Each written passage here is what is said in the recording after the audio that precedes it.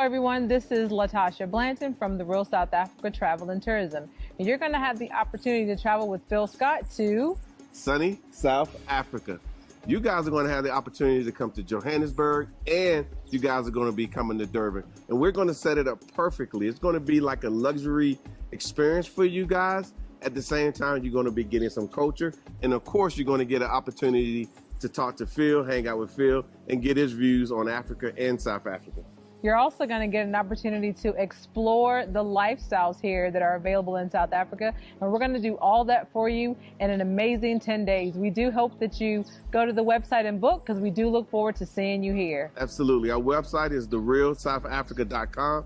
Go there, scroll down. You'll see a picture of Phil, and just go ahead and book there. So we'll see you here in what we like to call sunny South Africa.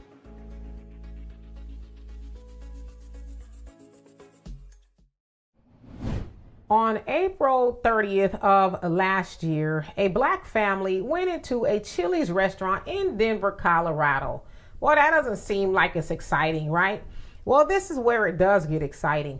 Markeisha Smith said that she was there with her husband and 2 children celebrating her birthday when the manager came up to their table and said, well, y'all need to submit payment before y'all order. Well, she said that was kind of weird because it wasn't the first time they ate at that restaurant. In fact, they were frequent customers. And so the accusation was that her and her family were dine and dashers. That's when somebody goes and dines, they order and they order a lot of stuff normally, and then they dash out before they pay the bill. Well, she says, well, we've never done that. And so she says she saw the waiter that normally helps them and asked him, hey, did you tell him that we are dine and dashers? And he said, no, I've never said that. And in fact, he went on to tell the manager, no, they're good, loyal customers, and they're good. They never have any problems. They always pay and stuff. So Markeisha said the manager took the waiter back into the kitchen, I guess the office, and had a conversation with him. And so she said she looked around and noticed that they were the only black diners there. And saying on, of course, she said she was humiliated and upset and all that, as I think anybody would be if the manager comes up to you and say, hey, you need to pay before you order. First of all, I don't even know what I want, so how much am I supposed to pay, right?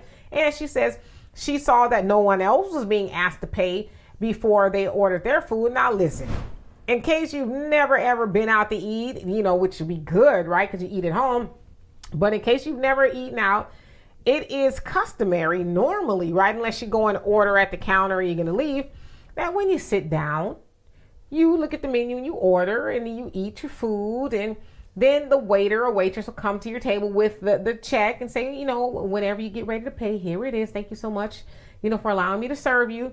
And then you look at it and you take out your form of payment and you pay the bill after you've done your dining experience. But in that case, with Markeisha and her family, they weren't allowed to do that. And so she has filed a federal lawsuit. And within that lawsuit, it says the following. The incident has caused Miss Smith immense anxiety and fear that when she enters a store or restaurant, she will be falsely accused of shoplifting or thievery solely due to her African American race.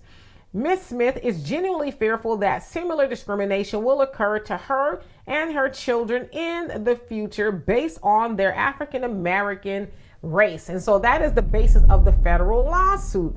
And so I don't know what will come of it, but she is definitely asking for money and other things, that will correct the situation so that I guess that happens to nobody else.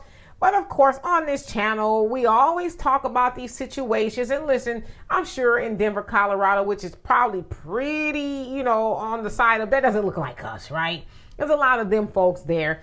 Now, ordinarily you would think to go into a restaurant and you wouldn't have that issue or anything like that. But that's why we should try to stay out of those restaurants as much as possible. You know what I mean? Because a lot of those restaurants don't really like us. They only like our money.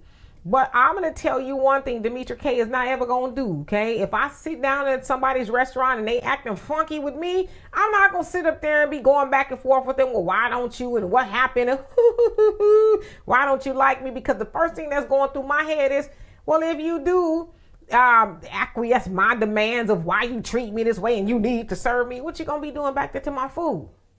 Because see, I'm going to need to be in the kitchen with you. You know what I'm saying? I'm going to need to be in the kitchen with you, making sure you're using the ingredients that's supposed to be in the food and not the ingredients you want to, improvise and all of that. So what I'm going to do is I'm going to get my natural black self up, me and my family or whoever I'm with, and say, hey, you know what? Never mind. I don't want to eat here after all. See, I always talk about this because it baffles me. It blows my mind that even our ancestors during the civil rights movement, when they were having these sit-ins and all this other stuff, you need to serve me. Why? Why would you want those folks to serve you anything? Like, were you not scared that they was going to do something to your food? Because listen, I wasn't there. I wasn't even born during that time. Okay. Don't let the gray hair fool you. I wasn't there. But something tells me that those waitresses and the owners of the restaurant, they didn't say, well, since you put it that way, gal, I'm going to go on back there and make it the finest country fried steak I can find. I don't think they did that. I think they went back there and said, oh, okay. You going to force us to feed you? I got you. I got something special and hot coming right up for you. See, that's the way my mind works now. I don't know. I guess I'm saying all that to say, black people, I get it. Especially in Denver, Colorado, is probably not a lot of black-owned restaurants or whatever. I get it.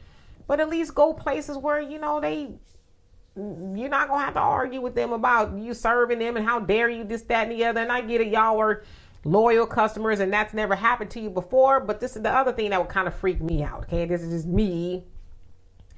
I would think, okay, if the manager's coming up to my table and saying, y'all need to pay before you eat. Have you done something to my food in the past? Did you say, okay, here come that black family in here? Because she said they were the only ones in there. I don't know how often they were the only ones. But, did they say, here comes that black family? Give them the extra special sauce.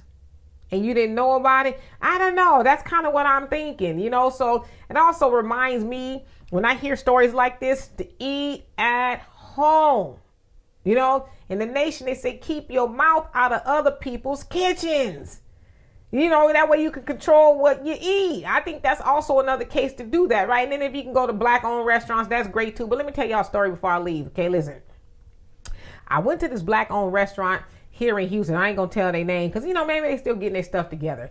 Now, one of their specialties is Kool-Aid, right?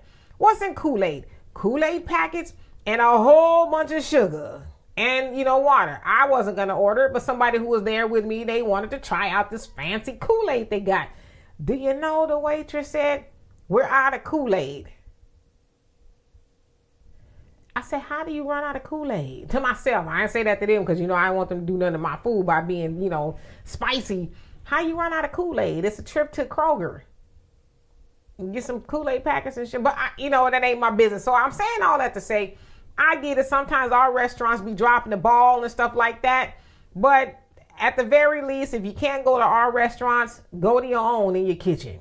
So anyway, for more insightful commentary, please subscribe to this channel and my channel, The Demetra Kaye Show, here on YouTube.